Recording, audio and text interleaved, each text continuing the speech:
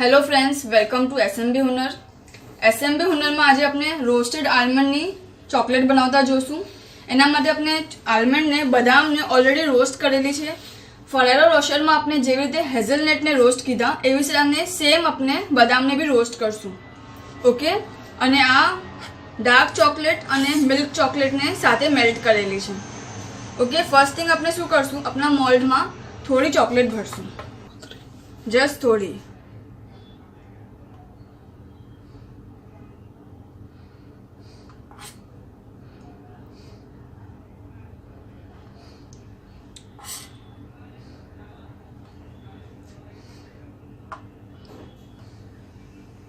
હવે આને 5 મિનિટ આપણે ફ્રીજમાં મૂકી દેશું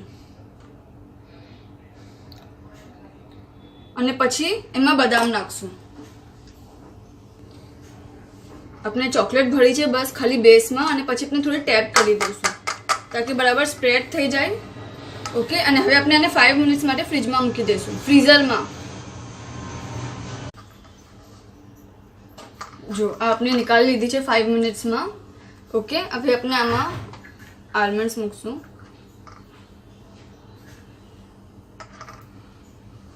અને એના ઉપર ચોકલેટ નાખી દઈશું.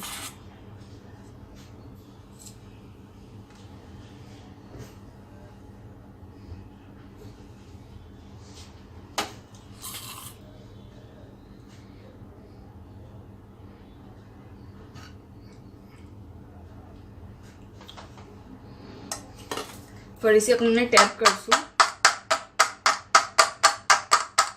ઓકે, અને આપણે હવે એને 10 to 15 મિનિટ્સ માટે પાછી ફ્રીઝરમાં મૂકી દઈશું.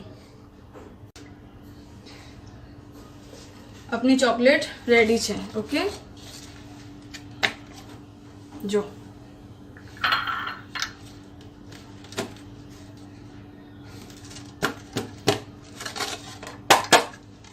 આપણી આ almond chocolate, roasted almond chocolate ready છે.